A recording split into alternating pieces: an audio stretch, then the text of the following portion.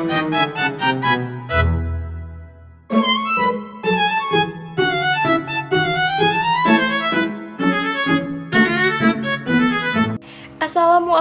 warahmatullahi wabarakatuh.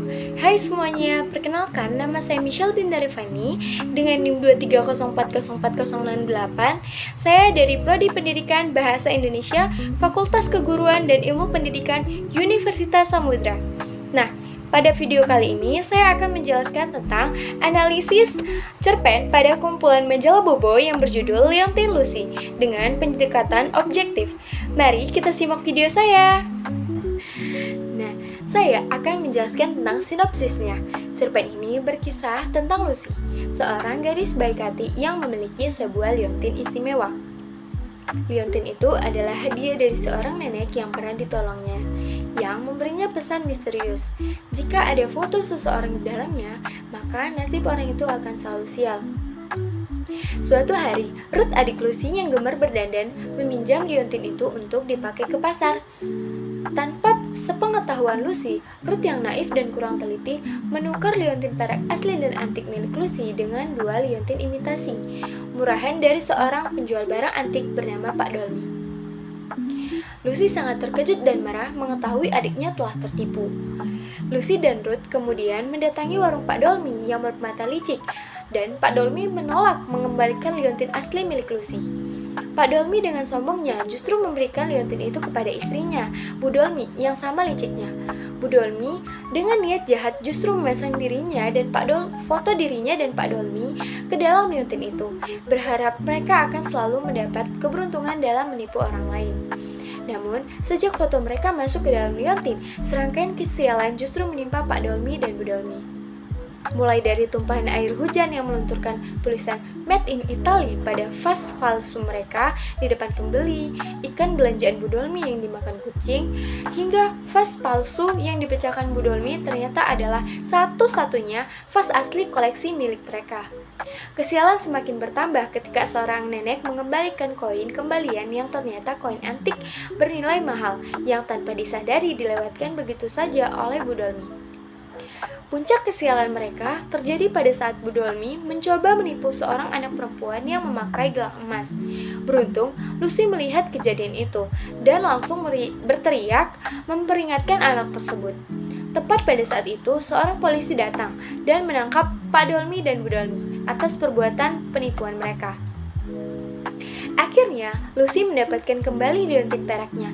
Meskipun demikian, Lucy memutuskan untuk tidak melepas foto Pak Dolmy dan Bu Dolmy dari liontin itu, berharap agar kutukan terus membuat mereka tidak beruntung dalam menipu orang lain.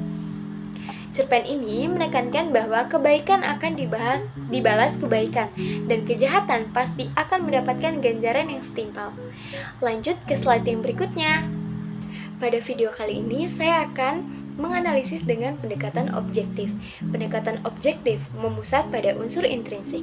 Unsur intrinsik yang ada di dalam cerpen yaitu yang pertama ada tema, yang kedua ada tokoh atau penokohan, yang ketiga ada latar, yang keempat ada alur, yang kelima ada sudut pandang, yang keenam ada gaya bahasa, dan yang terakhir ada amanat.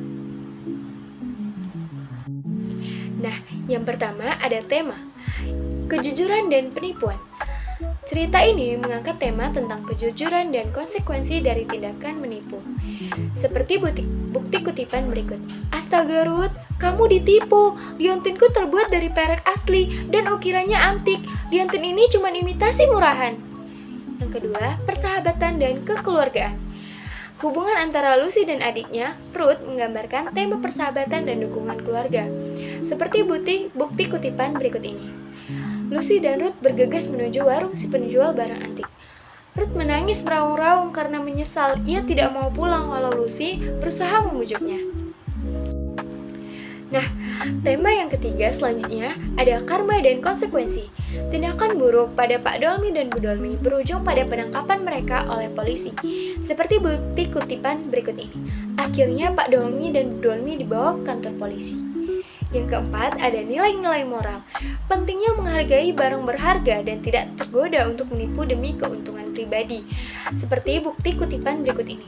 Biar saja untuk sementara foto mereka tetap di dalam liontin ini. Semoga mereka selalu tidak beruntung dalam menipu orang. Yang kelima, pentingnya keberanian. Lucy menunjukkan keberanian ketika ia berteriak untuk memperingatkan anak perempuan yang hampir ditipu. Seperti bukti kutipan berikut ini. Ia langsung berteriak, Jangan berikan gelang emasmu, dia penipu!" Selanjutnya ada tokoh dan penokohan. Lucy, kakak yang baik, penolong, sabar, cerdas, dan percaya pada keadilan. Yang kedua ada Ruth, adik yang manja, suka bergaya, kurang teliti, dan mudah menyesal. Yang ketiga ada Nenek, si pemberi liontin, misterius, punya kekuatan ajaib, dan pemberi hadiah.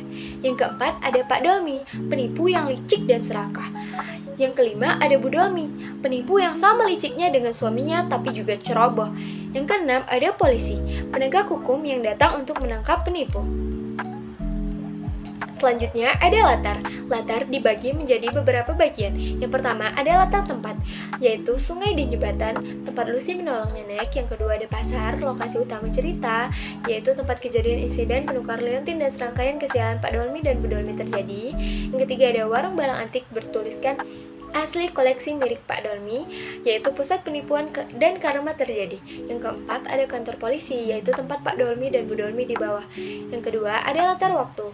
Nah, yang pertama ini ada suatu hari mengindikasikan permulaan konflik. Yang kedua ada hari itu ketika Bu Lucy sakit dan Lucy berbelanja. Yang ketiga ada beberapa saat kemudian mengindikasikan alur maju yang cepat. Yang keempat ada tak lama kemudian, yaitu menunjukkan cepatnya reaksi kutukan dari liontin. Yang kelima ada saat itu, yaitu mengindikasikan kejadian yang berurutan. Selanjutnya ada latar suasana, yaitu kecemasan atau ketegangan. Ketika Ruth ditipu dan Lucy mencari Pak Dolmi. Yang kedua ada kegembiraan dan kejahatan. Pada awalnya Pak Dolmi dan Bu Dolmi merasa senang telah menipu. Nah, selanjutnya ada latar, yaitu latar. Nah, selanjutnya ada latar suasana. Yang pertama ada kecemasan dan ketegangan, yaitu ketika Ruth ditipu dan Lucy mencari Pak Dolmi. Yang kedua ada kegembiraan atau kejahatan, yaitu pada awalnya Pak Dolmi dan Bu Dolmi merasa senang setelah menipu. Yang ketiga ada kemarahan atau frustasi, Lucy saat mengetahui liontinnya tertipu, pembeli vas dan payung, serta Bu Dolmi saat ikannya dimakan kucing. Yang keempat ada keputusasaan dan penyesalan, Ruth saat menangis meraung-raung, Bu Dolmi yang kaget dan kesal, serta Pak Dolmi yang hampir pingsan. Yang kelima, kekacauan atau komedi, saat insiden tumpahan air, vas pecah, dan ikan dimakan kucing. Nah, selanjutnya ada alur.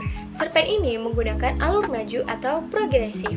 Cerita dimulai dengan pengenalan liontin dan kutukannya, kemudian berlanjut dengan kejadian Ruth menukar liontin, serangkaian kesialan yang menimpa Pak Dolmi dan Bu Dolmi, hingga akhirnya mereka ditangkap polisi, dan liontin kembali ke tangan Lucy. Setiap peristiwa terjadi secara berurutan dan logis. Nah, sudut pandang. Sudut pandang yang digunakan dalam cerpen ini adalah sudut pandang orang ketiga, yaitu serba tahu. Pembaca mengetahui segala sesuatu tentang tokoh, termasuk pikiran, perasaan, dan apa yang terjadi pada setiap tokoh, seperti tokoh Lucy, Ruth, Nenek, Pak Dolmi, dan Bu Dolmi, bahkan kucing. Contohnya, Lucy memperhatikan kedua liontin itu dengan mata melotot, terkejut, atau Pak Dolmi hampir pingsan karena lemas. Selanjutnya ada gaya bahasa. Gaya bahasa yang digunakan dalam cerpen ini ada beberapa. Yang pertama ada metafora atau kiasan, seperti mata melotot terkejut, yaitu menggambarkan keterkejutan yang sangat.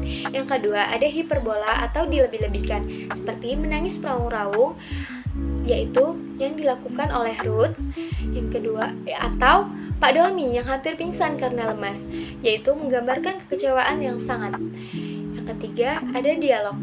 Penggunaan dialog yang dominan membuat cerita terasa hidup dan mengalir, menunjukkan karakterisasi dan menggerakkan plot. Yang keempat ada pengulangan, seperti jangan berikan gelang emasmu, menekankan larangan Lucy. Yang kelima ada gaya bahasa langsung, yaitu memberikan kesan lugas dan mudah dipahami. Yang keenam ada unsur kejutan atau ironi, yaitu penggunaan kutukan liontin yang secara ironis menimpa penipu itu sendiri. Nah, selanjutnya ada amanat. Kejujuran yang utama selanjutnya ada amanat. Kejujuran adalah yang utama. Menipu dan berlaku curang pada akhirnya akan membawa kerugian dan kesialan bagi diri sendiri. Berhati-hatilah dalam menukar atau memberi barang. Jangan mudah tergiur dengan penampilan luar atau harga yang terlalu murah. Teliti dan pahami nilai asli suatu barang. Selanjutnya, setiap perbuatan ada balasannya.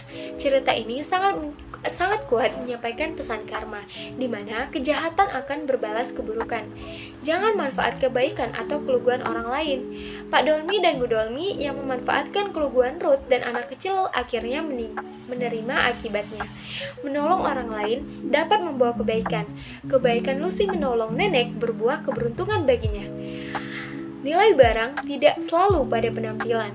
Liontin tua Lucy yang antik dan asli jauh lebih berharga daripada imitasi yang baru dan berkilau.